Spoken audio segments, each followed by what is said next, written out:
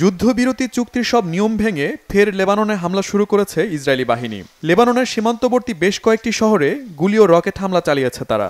খিয়াম গ্রামে মোতায়েন করেছে 4টি ট্যাঙ্ক। গোলা হামলা চালিয়েছে লেবাননের মার্কাবা এবং তালুসা শহরে। এতে বাড়ি ফিরতে চাওয়া লেবাননবাসীর মধ্যে আতঙ্ক ছড়িয়ে পড়েছে। ইসরায়েলি বাহিনীর দাবি, সন্দেহভাজন শত্রুপক্ষকে লক্ষ্য করে এসব হামলা চালায় আইডিএফ। পরিস্থিতি খারাপের দিকে যাওয়ার শঙ্কা করছেন বিশ্লেষকরা।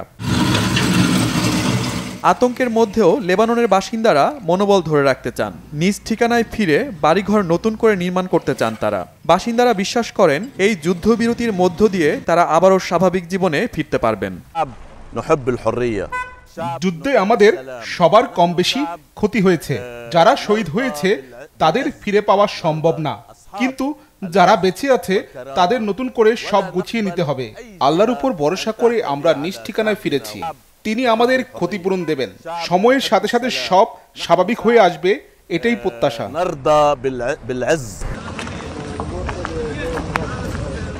শুধু লেবাননে নয়, এখনও নিয়মিত হামলা চলছে গাজায়। এরই মধ্যে কমপক্ষে 33 ফিলিস্তিনিকে হত্যা করেছে নেতানিয়াহু বাহিনী। আহত হয়েছে 1.5 শতাধিক। এ নিয়ে 1 বছরের বেশি সময়ে নিহত ফিলিস্তিনির সংখ্যা 44,300 ছাড়িয়েছে। ত্রাণ সরবরাহ স্বাভাবিক না থাকায় গাজায় বাড়ছে খাবার ও বিশুদ্ধ পানির সংকট। জাতিসংঘ বলছে, এভাবে চলতে থাকলে খুব শিগগিরই প্রায় 20 কোটি মানুষ দুর্ভিক্ষের মধ্যে পড়বে।